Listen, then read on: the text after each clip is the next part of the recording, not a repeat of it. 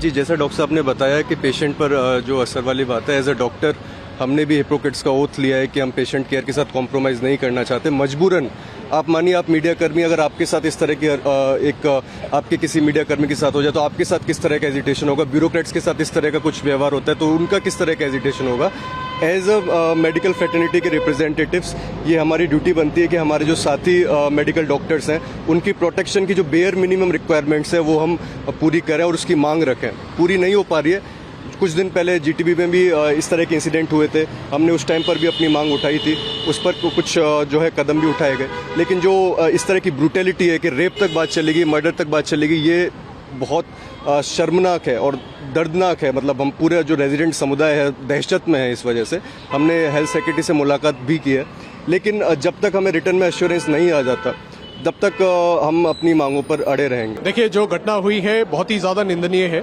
ऐसा आज तक के कभी डॉक्टरी के इतिहास में इंडिया में कहीं नहीं हुआ कि किसी ऑन ड्यूटी डॉक्टर का रेप हुआ और मर्डर हुआ। और हमें लगता है कि ये चीज़ जो है, इसको निंदा जो है हर डॉक्टर को, हर उस इंसान को जो डॉक्टरी से जिसका कभी ना कभी लेना देना रहा है, जो मरीज रहा है, कुछ भी है किसी के परिवार में, उसको निंदा करनी चाहिए। हमने कल इसके रिगार्डिंग एक नेशनल स्ट्राइक का एक नोटिस निकाला था फोडा के तहत। उसमें 4-5 डिमांड्स रखी थी। हम अभी भी उन डिमांड्स के साथ खड़े हैं। अगर वो डिमांड्स मानी जाएंगी, उन पे कुछ एड्रेस करा जाएगा तो we will call off this strike. We don't want the patients to suffer. इसलिए हमने अभी इमरजेंसी सेवाओं को बाधित नहीं किया है और वहाँ पे डॉक्टर्स की संख्या को बढ़ाया है। क्या-क्या मांगे हैं, एक बार अगर आप बता दें। मांगे जैसे हमारे लेटर में है, सबसे पहली मांग तो जो एपिसेंटर है इस पूरे आंदोलन का, वो आरजी कर मेडिकल कॉलेज कोलकाता है। वहाँ के जो डॉक्टर्स ने मिला जुला के एक डिमांड ड्राफ्ट तैयार किया है सारी मांगों का। कल शाम की प्रेस रिलीज में वो आप लोगों के पास होगा, हम भी शेयर कर देंगे। वो मांगे पूरी होनी चाहिए। उसमें सबसे इंपॉर्टेंट मांग है कि उनके साथ सीबीआई इंक्वायरी करी जाए, कोई सेंट्रल एजेंसी जांच करे जो निष्पक्ष हो। एक ये मांग है। उसके अलावा उनकी मांग है कंपनसेशन की। हैरानी की बात है कि अभी तक जो मृतक है और मृतक का परिवार है उसको कोई भी कंपनसेशन अनाउंस नहीं करा गया। कहीं बाढ़ आती है, कहीं आग लग जाती है, तुरंत कंपनसेशन अनाउंस हो जाता है। यहाँ पे कुछ अनाउंस नहीं हुआ। उसके अलावा उनकी कुछ लोकल इंस्टीट्यूट की डिमांड्स हैं जो उनके अस्पताल की हैं, वो भी पूरी होनी चाहिए। और उसके साथ हमारी जो एक जुड़ी मांग है पूरे देश की, वो central health care protection act पे कुछ जल्दी से जल्दी ठोस कदम उठाने चाहिए। जी, प्रिंसिपल जो है आरजी कर मेडिकल कॉलेज में इस्तीफा दे दिया, ये खबर अभी आ रही है। ये खबर हमारे पास भी आई है। हम लोग आरजी कर के साथ अभी संपर्क में बने हुए हैं। जैसे जैसे आरजी कर इस चीज़ में आगे बढ़ेगा, हम लोग भी बढ़ेंगे। इस पे हम लोग का नियम तय है। आरजी कर अगर स्ट्राइक से हटेगा, हम भी हट जाएंगे। आरजी कर की मांगे पूरी होनी चाहिए प्राइमरीली। जी, गवर्नमेंट मिनिस्टर जो है, हेल्थ मिनिस्टर, उनसे कोई बातचीत हुई है, मुलाकात होने की क्या है? हमारा संगठन अभी मंत्रालय से लगातार संपर्क में है। हम लोग बात कर रहे हैं।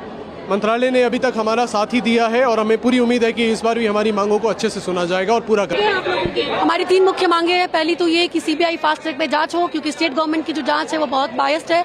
वो किसी भी निर्दोष को पकड़ के और हमें प्रूफ करना चाह रहे हैं, हमें चुप कराना चाह रहे हैं, बट वो नहीं होने देंगे। 2 से 3 लोगों ने ये काम किया है। ये गैंग रेप मर्डर का मामला है, निर्भया पार्ट 2 है।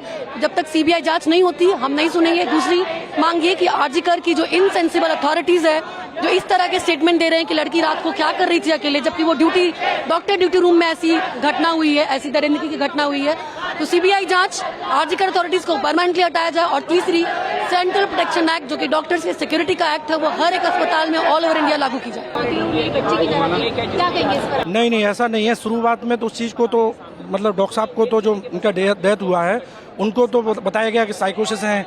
उन्होंने मतलब उसको अलग अलग तरह के आरोप लगाए गए। मतलब शुरुआत के वहाँ के कॉलेज के एडमिनिस्ट्रेशन और वहाँ का पुलिस ने तो ये बता दिया कि अपने साइकोसिस, इसलिए उसने हत्या कर ली अपने से। तो इस सब चीज़ों को छुपाया जा रहा है। हमारा भारत सरकार और बंगाली गवर्नमेंट से अनुरोध है कि हम डॉक्टरों को इंसाफ मिले और जो हमारा प्रोटेक्शन एक्ट है उसको लागू किया जाए और इसको ईमानदारी से इन्वेस्टिगेशन करके न्याय मिले। अभी आज की डेट में पूरे ऑल इंडिया में स्ट्राइक चल रही है। हम लोग स्ट्राइक जब तक चलेगी जब तक हमें न्याय नहीं मिलेगा। कोटा की मुलाकात हुई थी, डॉक्टर्स की सेक्रेटरी से मुलाकात हुई थी। उन्होंने कहा है कि जब तक रिटर्न इंश्योरेंस नहीं मिल जाता है हमें, तब तक हम अपनी स्ट्राइक जारी रखेंगे। नहीं, शुरुआत में इस तरह का कोई भी मतलब शुरुआत में उसको साइकोसिस घोषित कर दिया गया था। हम कैसे माने इस चीज़ के लिए? हम चाहते सीबीआई इंक्वायरी, जिससे हम डॉक्टरों को न्याय मिल सके और आगे भविष्य में ऐसी कोई घटना न घट सके। गुस्सा तो काफ़ी ज़्यादा है। जो हुआ है बहुत ही गलत हुआ है। ऐसे इंसिडेंसेस पहले भी हुए हैं और डॉक्टर्स पे ऐसे वायलेंस काफ़ी पहले भी हुए हैं। तो it's high time that we that the officials should start taking some right decisions, some right action, so that we are secured in the future as well. क्या सजा दी जानी चाहिए आपके accordingly? Whatever is in the constitution, जो crime हुआ है उसके according जो भी जस्ट punishments हैं, they all of them should be given to the accused ones, so that आगे लोग ये सब चीज़ें करने से डरे भी, कि सज़ा को देख के करने से डरे भी, और आगे ये सब चीज़ें दोबारा ना हो। এবং ডগ স্পট থেকে শুরু করে ভিডিও থেকে শুরু করে ফরেন্সিক ডিপার্টমেন্ট থেকে শুরু করে সবাইকেই ইনভলভ করা হয়েছে যাতে খুনি গ্রেফতার হয় এবং দোষীরা শাস্তি পায়। এবং আমি চাই পুলিশ যত তাড়াতাড়ি সম্ভব দোষীদের গ্রেফতার করবে, আর রবিবার পর্যন্ত যদি তারা খুন কিনারা করতে না